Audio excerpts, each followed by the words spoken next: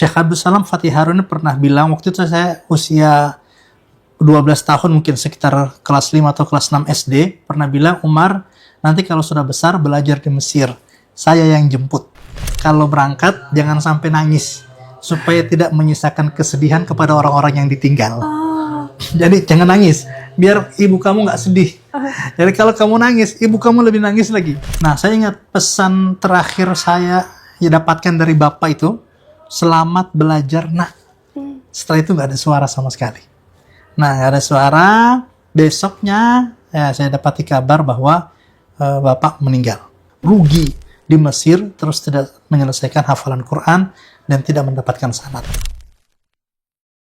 Assalamualaikum warahmatullahi wabarakatuh. Bertemu hari ini bersama dengan saya Nila Irdah dalam program Cerita Para Kiai Tribunars. Dalam kesempatan yang bahagia hari ini, saya akan menyelami satu sosok yang luar biasa. Beliau adalah pengasuh di Pondok Pesantren Tahfizul Quran Ibnu Abbas Klaten. Beliau juga merupakan ketua di Forum Ma'ahid dan Madaris Quran Indonesia atau Formakin. Beliau juga membuat banyak sekali buku, kemudian punya perjalanan yang luar biasa, pendidikannya dari dalam negeri, termasuk juga menempuh pendidikan di luar negeri. Lalu bagaimana cerita di balik perjalanan Ustadz Umarul Faruq Abu Bakar? Hari ini sudah bersama dengan Nila. Kebetulan hari ini berkesempatan untuk datang langsung Tribuners untuk bertemu dengan Ustadz Umar di Pondok Pesantren. Ustadz, terima kasih banyak untuk waktu dan kesempatannya. Assalamualaikum. Waalaikumsalam warahmatullahi wabarakatuh. Masya Allah. Hari ini sehat, Ustadz? Sehat, alhamdulillah sehat. Alhamdulillah. Berarti menjelang hari-hari ini kesibukannya Ustadz Umar, aktivitasnya seperti apa, Ustadz? Ya, kalau untuk sehari-hari, alhamdulillah saya di pondok mengajar di berbagai unit yang ada. Kemudian juga aktivitas di Formakin, mengadakan kegiatan-kegiatan dengan para pimpinan pondok yang tergabung dalam Formakin ini. Untuk Ramadan ini paling banyak kita mengadakan kegiatan pelatihan dai Ramadan, baik untuk para ustadz, para asatidah, maupun untuk para santri. Terhitung mungkin sudah sekitar 4 pelatihan Ramadan, mau kelima dan seterusnya, yang kita adakan untuk membekali para santri dan juga para asatidah, agar Ramadan ini lebih bisa terjun dan masuk ke tengah-tengah masyarakat. Ini aktivitas yang memang rutin dilakukan di setiap bulan Ramadan? Ya, atau menjelang Ramadan, kemudian di kegiatan Ramadan, kita memang lebih banyak aktivitas untuk kegiatan penguatan, khususnya untuk para santri yang diterjunkan ke masyarakat. Kalau di Ponpes ini sendiri, Ustadz, mungkin sebelum nanti saya ingin lebih dalam soal kehidupan pribadi dan perjalanan Ustadz Umar begitu. Kalau di Ponpes ini sendiri mungkin sedikit bisa digambarkan ada berapa banyak santri, kemudian aktivitasnya hari-hari ini seperti apa, Ustadz? Untuk di Ibnu Abbas, kami ada sekitar 2.100 santri ya, dari berbagai provinsi di Indonesia, dan terdiri dari 5 unit pendidikan, yaitu pendidikan Kutab, kemudian Ma'had Ali, berikutnya SMP, SMA, dan juga Kuliatul Muallimin Al-Islamiyah. Nah, tersebar di 3 kampus. Ini yang kita sekarang, kampus Putra, ini berada di kampus 2, kemudian ada kampus 1 di Belangwetan, dan kampus 3 ada di Jatinong. Oke, jadi totalnya ada 3 kampus. Ya, 3 kampus, ada 5 unit, dan sekitar 2.100 santri yang sedang belajar di sini. Kalau yang di sini kan Putra ya, Ustadz, ya, ini ada total berapa? Ada sekitar 700-an santri yang di kampus 2 ini. Santri. Nah, kalau santri melihat Ustadz Umar ini kan seorang pendidik, pengasuh begitu. Tapi mungkin banyak dari santri dan juga sebagian dari mereka juga banyak yang ingin tahu lebih dalam begitu Ustadz, perjalanan Ustadz Umar begitu. Ini kan Ustadz aslinya dari Gorontalo, betul? Betul. Dan berarti masa kecil dihabiskan di Gorontalo sampai umur berapa, Ustadz? Sampai SMA. SMA baru berangkat ke Mesir. Oh, Masya Allah. Dari kecil dihabiskan ke Gorontalo sampai dengan SMA. Kalau kita flashback mengingat pada masa kecil waktu masih di Gorontalo, hal yang paling masih diingat sama Ustadz Umar apa? Kalau di Gorontalo untuk Ramadan seperti ini memang sesuatu yang ngangenin ya. Karena memang suasana Ramadannya suasana yang hidup hidup dengan amaliyah-amaliyah, dengan kegiatan-kegiatan, dan juga dengan berbagai aktivitas yang membuat orang terpacu untuk beribadah. Kalau untuk Gorontalo sendiri, saya bandingkan dengan Jawa ya, memang masih jauh. Apalagi kalau tempat saya itu di Tilamunta di Modelomo, masih dari Gorontalo masih jauh lagi, masih ada sekitar 3 jam lagi. Nah, yang membuat saya teringat ya dengan masa kecil itu tentu kehidupan masyarakat. Kehidupan masyarakat ketika Ramadan yang diliputi suasana yang khusyuk, ya. Suasana batin yang memang kita terkondisikan untuk ibadah, mulai dari sahur, kemudian tadarus Al-Quran, kemudian ada satu mungkin yang tidak ada di Jawa ketika Ramadan, yaitu namanya Tumbilotohe. Tumbilotohe itu malam pasang lampu yang biasanya diadakan di malam 27 Ramadan sampai 28-29. Ini dulu kan memang kita di Gorontalo itu gelap, kemudian jauh ya, kadang-kadang dulu masih tidak ada listrik, maka kemudian orang-orang tua dulu di malam 27, 28, 29 itu dibuat festival gitulah, pakai lampu-lampu yang kecil-kecil itu, ya pakai minyak itu disebar kemana-mana supaya jalan ke masjid lebih terang.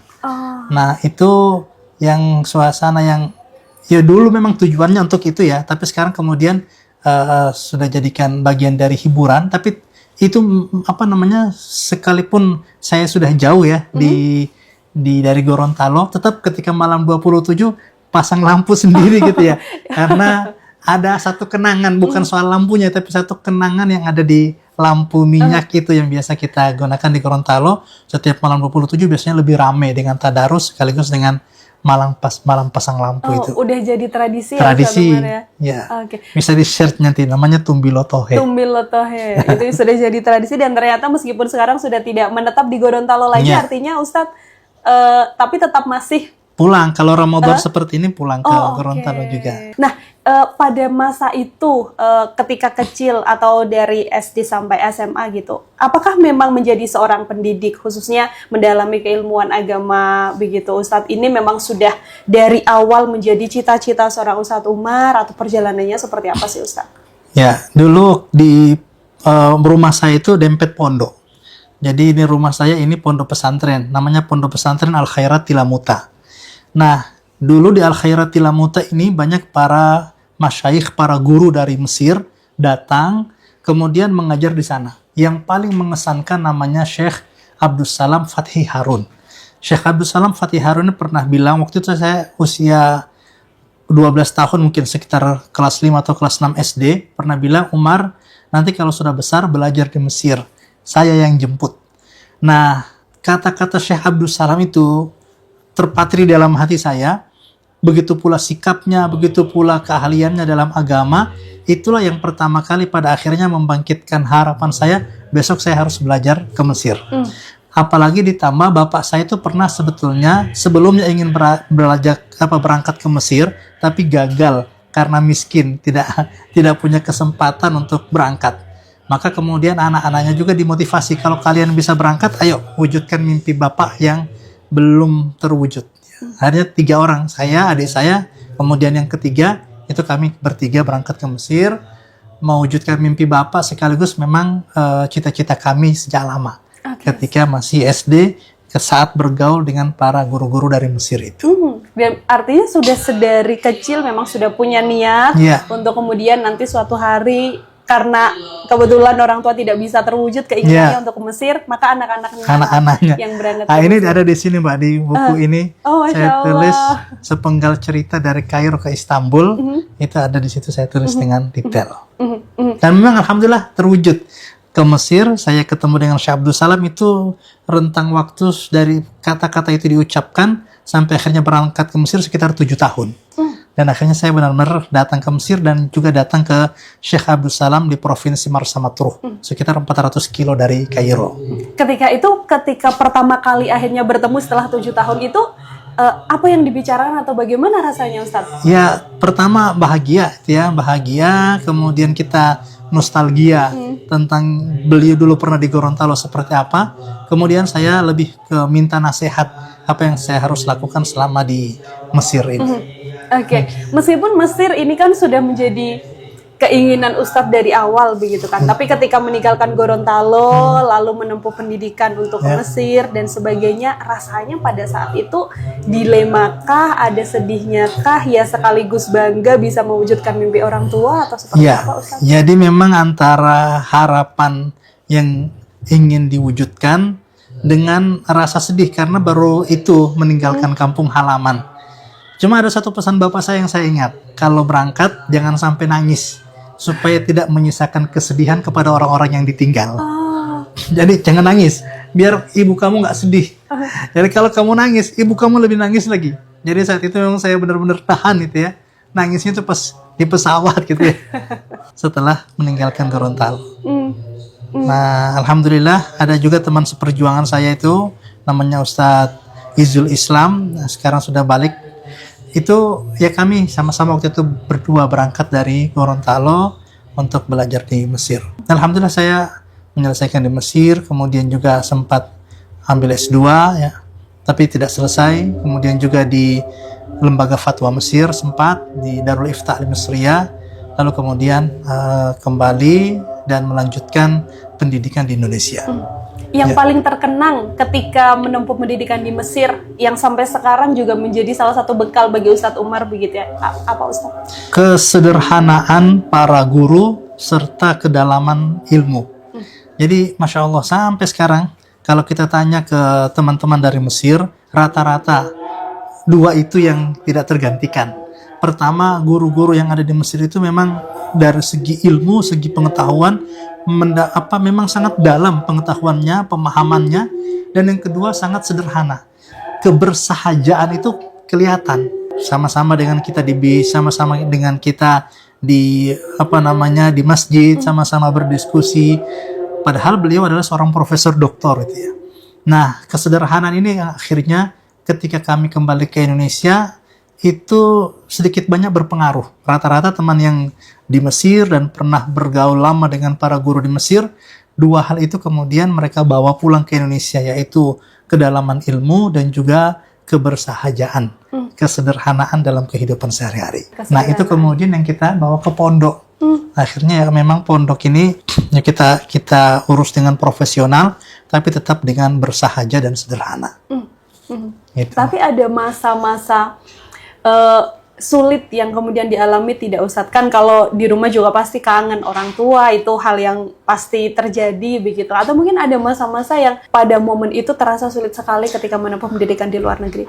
Untuk momentum Ramadan seperti ini, saya 7 kali Idul Fitri tidak pernah dengan orang tua. Dan itu sesuatu yang menyesakkan sebetulnya ketika lihat orang lain lagi Idul Fitri dengan keluarga, sementara kita di perantauan harus menyendiri gitu ya. Di pojok rumah tinggal, waktu itu masih sulit, bahkan nelpon pun sulit. Saya komunikasi dengan orang tua pakai surat. Waktu itu masih kirim surat itu pun kirimnya di kantor pos itu. Pos, kemudian nanti bacanya itu 1 bulan berikutnya dapat balasan, dan seperti itu. Dan alhamdulillah saya lihat ternyata surat-surat saya itu masih disimpan sama orang tua waktu balik ke Gorontalo. Dan itu masa-masa yang rindu, menahan rasa. Sekarang kelihatannya lebih mudah. Teman-teman yang sekolah di Mesir untuk kembali ke Indonesia kelihatannya lebih mudah. Cuma masa-masa saya itu memang sulit. Jadi kita berangkat pertama dan nanti pulang ketika selesai. Nah, masa-masa itulah kemudian masa-masa yang kita harus menanggung sendiri. Termasuk dalam hal kehidupan ya, bagaimana caranya saya untuk bertahan hidup, selain belajar memang bekerja, Pak. Anda bekerja jadi cleaning service lah, jadi bantu-bantu di mana, jadi nerjemah buku atau nulis buku atau kegiatan-kegiatan yang lain supaya nanti bisa bertahan hidup. Dan alhamdulillah semua pengalaman itu pada akhirnya yang membentuk pikiran, perasaan, ketemu dengan banyak orang yang Masya Allah tidak nyangka beberapa teman yang seangkatan itu sekarang memegang beberapa peran penting di Indonesia saat ini. Oke, itu menjadi bagian perjalanan ketika menempuh Iya. pendidikan di luar negeri ya, Iya. Ustadz ya. Lalu pada akhirnya kemudian kembali ke Indonesia, menyelesaikan pendidikan juga di Indonesia, dan itu berarti di Gorontalo lagi atau seperti apa Ustadz? Waktu itu saya pulang tahun 2011. Kemudian ya langsung saya ke Gorontalo itu sebentar. Setelah itu langsung saya malah belum pulang ke Gorontalo. Waktu itu tahun 2011 waktu saya pulang saya langsung ke Banjarmasin buat melamar. Langsung nikah itu. Langsung mau melamar. Saya langsung melamar istri saya dari Banjarmasin. Iya. Kemudian waktu itu langsung ditawari, "Yuk nikahnya bulan Ramadan ini," gitu. Kan melamarnya itu 3 hari. 3 hari sebelum Ramadan. Oh, Masya 3 Allah. hari sebelum Ramadan, lah kata mertua itu, sudah nggak usah pulang. Langsung diterima lamarannya. Kemudian nikahnya nanti tanggal 21 Ramadan. Oh, saya bilang, iya saya belum 7 kali Idul Fitri belum pernah Idul Fitri dengan orang tua. Untuk kali ini saya mau pulang. Nanti setelah Ramadan saya balik lagi. Akhirnya saya pulang ke Gorontalo bersama bersama kabar gembira itu, bawa kabar gembira karena lamarannya sudah diterima. Kemudian tanggal 4 Syawal itu saya bawa ibu saya, adik-adik saya. Kalau bapak saya sudah meninggal waktu saya di Mesir. Semuanya saya bawa ke Banjarmasin sekitar tanggal 4 Syawal. Saya nikah di Banjarmasin. Dari tahun 2011. Di tahun 2011 Iya. justru ketika pertama kali menginjakan kaki di Indonesia yang dituju Banjarmasin dulu. Banjarmasin Ustadz. dulu. Betul. Ustadz, mohon maaf tadi sempat disebut bahwa ayah kebetulan memang berpulang ketika Ustadz berada di Iya. Mesir. Itu berarti berapa tahun setelah Ustadz berada di Mesir? 2005. 2005. Waktu saya berangkat 2003. Bapak wafat 2005.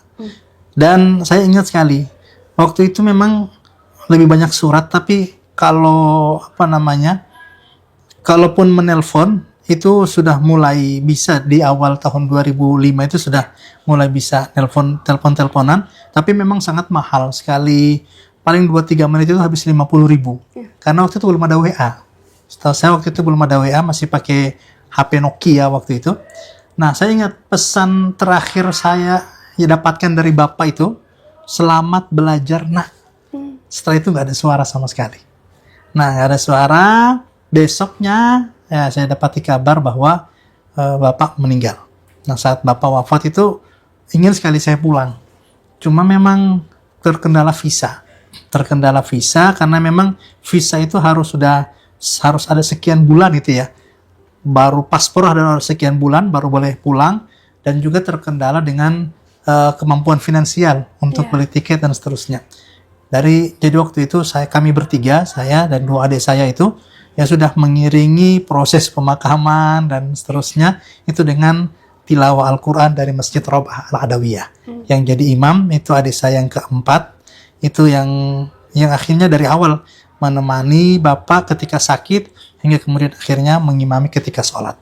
Nah, saya setelah dari Banjarmasin tahun 2011 itu pas sampai ke Gorontalo langsung menuju ke makam bapak untuk ziarah, karena dalam rentang waktu yang panjang itu ya kita tinggal hanya bisa mendoakan dari jauh.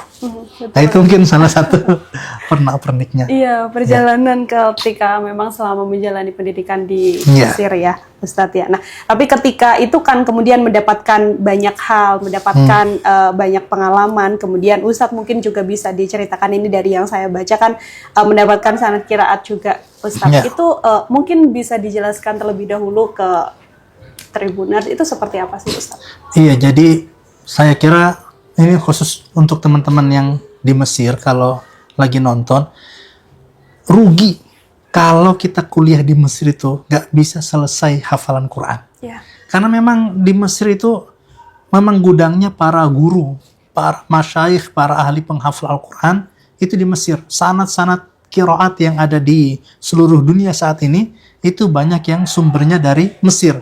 Mau dari Syria, mau dari Mekah, mau dari Madinah, itu banyak para guru-guru yang akhirnya menjadi rujukan saat ini.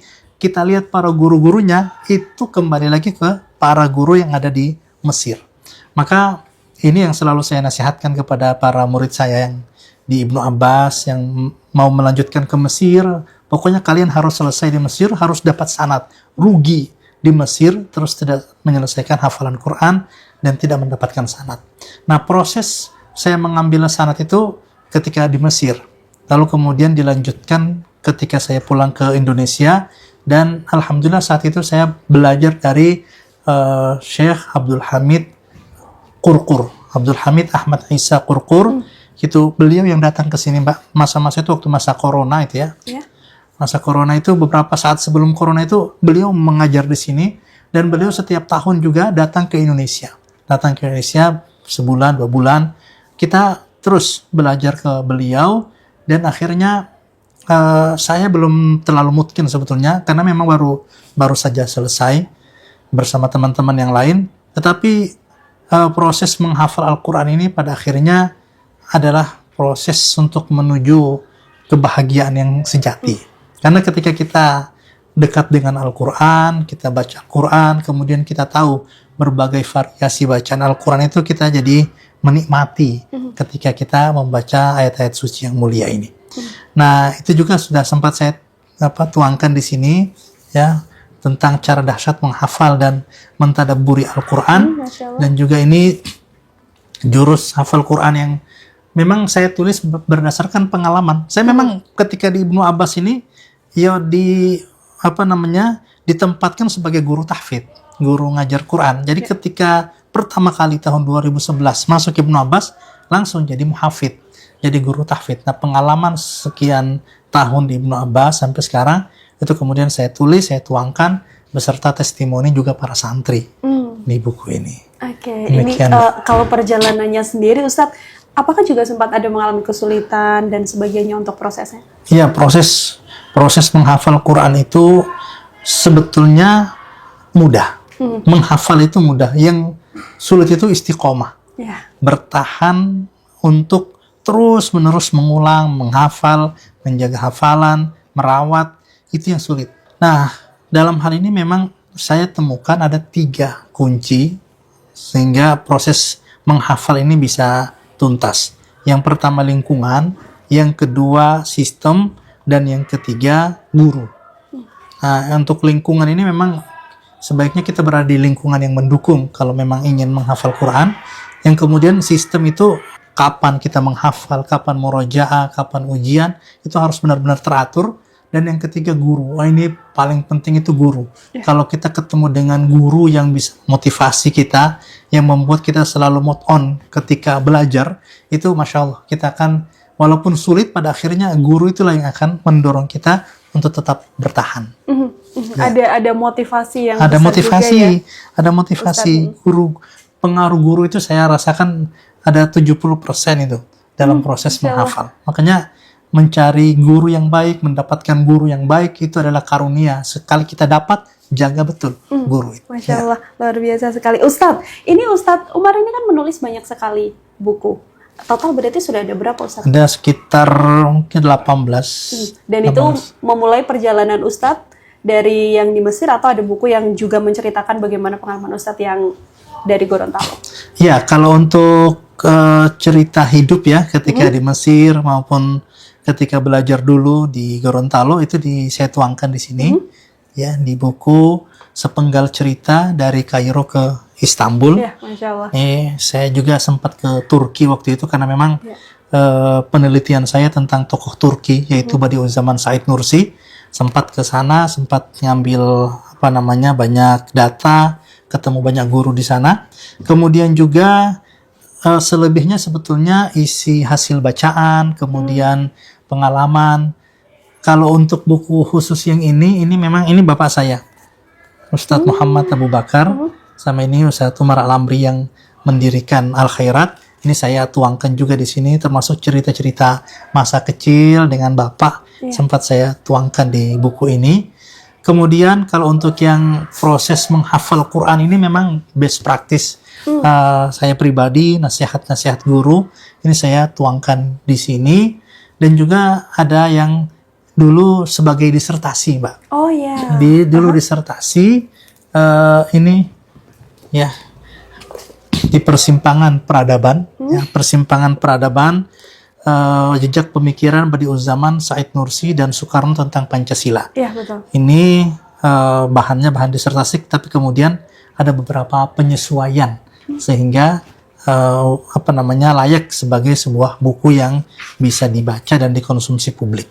Ya, jadi menulis itu ya sebetulnya berangkat dari suka, kemudian ya dalam proses menunggu, dalam proses bekerja, ya kita meluangkan waktu untuk biar pemikiran kita, ide kita itu nggak hilang. Menulis bagian dari hobi atau bagian dari cara Ustadz untuk kemudian bisa menuangkan apa yang ada di pikiran agar kemudian bisa dirasakan juga oleh orang lain yang mungkin juga mengalami perjalanan yang sama, Ustadz? Ya, jadi memang saya ingin berbagi. Kalau kata orang-orang kan menulis itu bekerja untuk keabadian gitu ya. Kita sudah meninggal, mungkin tulisan kita yang masih akan bisa dibaca oleh orang lain. Nah, proses menulis ini sebetulnya lebih banyak ke proses masa-masa menunggu, Mbak. Jadi waktu itu saya menunggu dari S1 menuju S2, dari S2 menuju S3. Nah, masa-masa menunggu itu terus kemudian yang saya manfaatkan untuk menulis. Jadi memang kadang-kadang menulis itu bagian dari istirahat. Jadi saya nulis ini nulis tesis saya di UMS itu tentang siasat syariah maliyah atau politik keuangan kebijakan moneter Utsman bin Affan. Nah, dalam itu kan agak berat juga itu, nyari-nyari idenya juga kadang-kadang nggak ketemu. Nah, istirahatnya ngerjain yang lain.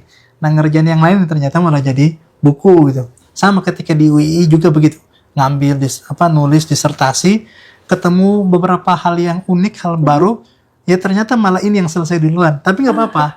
Itu bagian dari proses perjalanan hidup ya. Kadang-kadang kita nggak selesai di sini, yang selesai malah di sini. Iya, ini sudah ada di 18. Yang paling baru berarti apa, Ustadz? Ada judulnya Saat Ayat Suci Menyentuh Hati. Nah, itu juga dari beberapa hasil bacaan, kemudian saya tuangkan menjadi sebuah buku. Nah, kemudian ini kan ada beberapa pelatihan Ramadan. Nah, kemudian akhirnya sebagai panduan saya juga menulis ini Cahaya Majelis Ramadan dan Idul Fitri. Ini sebagai panduan para dai Ramadan, para santri ketika terjun ke masyarakat, kemudian mereka harus menyampaikan apa. Nah, ini sudah saya susun sebagai bahan panduan untuk praktis ketika mereka datang ke masyarakat, sudah bisa langsung tahu apa yang harus dilakukan. Ya, seperti itu mengenai perjalanan Ustadz sampai dengan nulis buku. Tapi tidak hanya sebagai pengasuh saja yang kemudian nulis buku, punya pengalaman yang luar biasa di Mesir. Tadi kan sosok menjadi ayah kan juga menjadi peran yang luar biasa juga ya, Ustadz Umar. Kalau mungkin boleh diceritakan sedikit soal bagaimana Ustadz kemudian di keluarga bersama anak-anak. Apakah sosok yang dilihat oleh anak-anak di pondok ini juga adalah sosok yang sama yang kemudian dirasakan oleh anak-anak dari Ustadz Umar? Jadi kemanapun saya pergi, saya ingin anak-anak itu ada di hati saya dan bersama saya. Maka saya langsung taruh di balik di balik handphone ini. Fotonya ada ya Ustadz ya semuanya. Ada berapa Ustadz? Ada 5, Mbak. Ada 5. Yang pertama ini SMP, kemudian yang kedua kelas 5, yang ketiga ini masih kelas 2, berikutnya yang kedua masih di TKB ya. Masih di. Nah, ini saya berusaha dimanapun saya berada, anak-anak ada di hati, kemudian selalu saya bawa, ada kesempatan untuk komunikasi. Dan rata-rata kalaupun saya beraktivitas, rata-rata ya di rumah itu isya paling sudah di rumah. Nah, ketika di rumah itu HP-nya disimpan, udah saya main aja sama anak-anak, entah main kuda-kudaan, entah main salto-salto. Karena anak saya laki-laki, satu yang perempuan sudah di rumah. Jadi kalau laki-laki itu ya ibunya sendiri yang pusing gitu ya. Tapi ya itulah cara kita untuk lebih mendekat ke anak. Sehingga kalau selama ini saya rasakan, alhamdulillah anak-anak itu ya rasa-rasanya dekat dengan saya semuanya. Dan tidak ada yang kemudian bertanya, entah misalnya, kenapa ayah tidak di rumah bersama kita sepanjang hari dan sebagainya. Pertanyaan itu pernah muncul tidak, Ustadz? Ya, lebih kepada kangen main. Oh gitu. Ya, kangen main, pengen main. Abi kapan pulang kita? Kapan kita main lagi? Nah, Biasanya gitu kalau Abi ayo pulang, kita main, pengennya main. Karena memang masih usianya ya, Iya. masih kecil. Karena untuk aktivitas saya sendiri sebetulnya saya juga aktif di kerelawanan. Iya. Kerelawanan saya ikut Prozis. Prozis itu lembaga kemanusiaan di Ibnu Abbas. Kemarin baru ke Aceh. Nah, tahun lalu saya ke Yordania bawa bantuan. Insya Allah tahun ini juga berangkat. Kemudian juga kegiatan-kegiatan kemanusiaan yang lain. Nah, itu kadang-kadang memang kalau pas lagi kegiatan kemanusiaan itu panjang waktunya. Kadang-kadang sampai seminggu. Tapi itu insya Allah komunikasi tidak putus. Karena tetap telepon, tetap berkabar ke anak-anak yang ada di rumah. Itu tetap Mbak. peran sebagai Iya. ayah meskipun di tengah kesibukan juga tidak Harus selesai gitu. tetap Iya, dijaga betul. itu. Oke, Ustadz mungkin dua hal terakhir dari saya sebagai seorang pengasuh, sebagai seorang Ustadz dengan perjalanan yang begitu luar biasa. Kalau dari Ustadz sendiri ada tidak sih mungkin ketakutan tertentu terhadap ilmu yang mungkin bisa tidak terserap ke anak-anak gitu, atau mungkin ketakutan sebagai seorang Ustadz Umar itu apa? Ya, jadi kita perlu punya rasa takut gitu ya. Kita perlu merawat rasa takut itu sehingga dalam hati itu kita masih berharap. Jadi rasa takut itu memicu harapan. Ya. Yang saya takuti dari anak-anak ya, termasuk para santri saya yang di Ibnu Abbas, pengaruh teknologi ini yang luar biasa. Dan itu tidak mudah. Ketika misalnya kita, sebetulnya kan begini, kita itu tidak perlu memperbanyak motivasi. Yang kita perlukan itu mempersedikit distraksi. Nah, kita ngasih motivasi ke anak, tapi distraksinya terlalu banyak. Tontonannya, HP-nya, bahkan pindah dari satu distraksi ke distraksi yang lain. Nah, disitulah kemudian saya takut sekali anak-anak ini pada akhirnya pikirannya itu tidak fokus, kemudian tujuan hidupnya itu lebih kepada kesenangan ya semata, materialisme. Maka kemudian yang selalu ingin saya hidupkan baik di keluarga maupun di rumah, persoalan tazkiyatun nafs, persoalan pembersihan jiwa, merawat batin, merawat hati. Ini penting sekali sebagai cara kita untuk menghadang materialisme yang luar biasa. Ketika orang misalnya sandarannya itu materi, maka yang dia pikirkan itu nanti kerjanya bagaimana, kemudian nanti dapat uangnya bagaimana, kemudian nanti kalau saya tidak melakukan ini, saya pasti akan hidup sebatang kara, hidup melarat gitu ya. Ada kalau istilah sekarang bani gitu ya, ada kecemasan yang akhirnya tumbuh karena merasa tidak mampu bersaing. Di sisi ini kemudian orang menganggap bahwa semuanya itu harus diukur dengan materi. Nah, disitulah kemudian kita penting untuk menghidupkan tazkiyatun nafs ya, pembersihan jiwa, ada ruhaniyat, ada penataan batin. Nah, kalau saya sendiri untuk hal itu suka menganjurkan baca buku ini. Judulnya Risalatul Mu'awanah.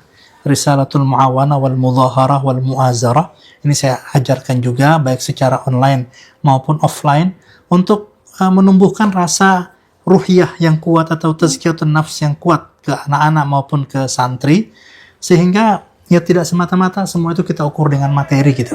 Tetap kita ada sentuhan batin yang itu akan menjadi panduan kita, dan itu dengan banyak zikir, dengan banyak tilawah Al-Quran, dengan yakin kepada takdir Allah, itu penting untuk kita hidupkan di jiwa anak-anak supaya mereka tidak akan ketakutan ya dalam menghadapi masa-masa yang mungkin dalam hal teknologi semakin berkembang.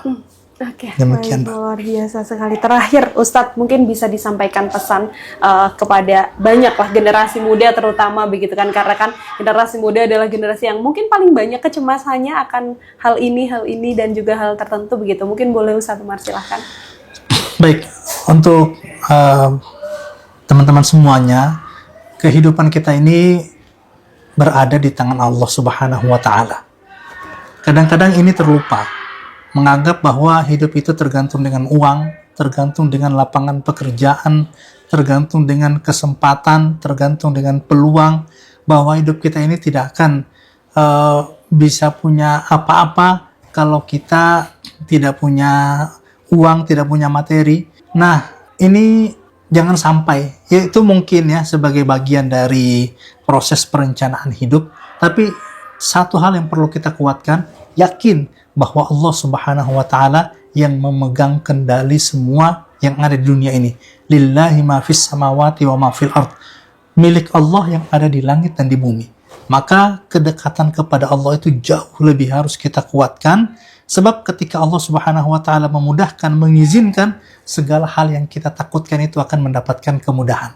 Tapi ketika Allah tidak izinkan, maka apapun yang kita lakukan itu tidak akan pernah tercapai. Maka sebelum kita minta kepada siapapun, minta dulu kepada sang pemiliknya, yaitu Allah Subhanahu wa Ta'ala. Dengan menguatkan sholat, menguatkan zikir, menguatkan tilawah Al-Quran, dan sering-seringlah datang minta nasihat kepada para guru. Baik, begitu. Untuk kemudian bisa lebih mendapatkan ketenangan dan tidak ada kegusaran, karena yang difikirkan ya hanya dunia saja, tapi juga harus seimbang ya Tribuners ya, antara dunia dan juga akhirat. Seperti itu Ustadz, luar biasa, Masya Allah, terima kasih banyak untuk kisah perjalanannya yang dibagikan kepada kita. Semoga banyak hal tentunya ini juga bisa menjadi teladan untuk penonton Tribuners semuanya yang menyaksikan cerita para kiai ini. Semoga mungkin di lain kesempatan kita juga masih ada waktu kembali untuk bisa berbincang. Terima kasih sekali lagi Ustadz Saya Umar. punya satu moto, Mbak. Monggo Ustadz, Yaitu, silakan. hidup sementara harus bahagia. Hidup sementara harus bahagia. bahagia. Masya Allah, betul sekali. Hidup sementara harus bahagia, jadi dimaksimalkan selagi masih punya kesempatan ya Ustadz ya untuk bisa membahagiakan diri. Oke, itu saja Tribuners obrolan saya bersama dengan Ustadz Umarul Faruq Abu Bakar. Nantikan obrolan lainnya juga dengan kisah-kisah dan peneladanan yang luar biasa dengan Ustadz maupun kiai-kiai yang lainnya dalam program Cerita Para Kiai. Sekarang waktunya Nilah dan juga Ustadz Umar untuk pamit undur diri. Terima kasih banyak dan sampai jumpa. Wassalamualaikum warahmatullahi wabarakatuh. Untuk bagi Anas sendiri yang selama 6 tahun lebih bersama beliau Ustadz Umarul Faruq Abu Bakar, yang kami tahu adalah beliau dengan intelektualitas yang tinggi begitu. Yang mana di dalam majelis-majelis yang kami ikuti bersama beliau, ketika kami itu menyampaikan kultum ataupun memberikan pertanyaan, beliau selalu bisa menyempurnakan dengan berbagai macam sumber referensi buku yang beliau telah baca. Tidak hanya itu, kami juga tahu begitu banyak buku-buku yang beliau tulis dan ulasan-ulasan yang beliau tulis di website beliau juga, yang mana dengan itu menambah semangat kita, menambah kesungguhan kita khususnya dalam menuntut ilmu. Dan dalam hal ini lebih khusus lagi yaitu ilmu agama. Adapun untuk apa yang kami contoh dan kami teladani dari sosok Ustadz Umar sendiri, beliau dengan segala prestasi yang beliau dapatkan, dengan segala gelar yang beliau dapatkan, beliau selalu tidak henti-hentinya untuk belajar dan tetap membaca buku.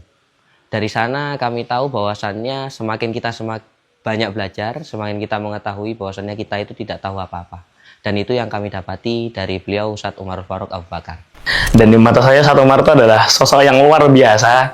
Beliau ketika halaqah tuh bisa menghubungkan antara ayat Quran dengan kehidupan kita secara relate begitu. Jadi pada akhirnya kita dari apa yang disampaikan Ustadz Umar, kita mengerti bahwa ayat Quran itu nggak cuma sekedar ayat begitu, tapi juga itu benar-benar Allah turunkan ke manusia, kepada manusia, karena memang relate sekali dengan kehidupan manusia.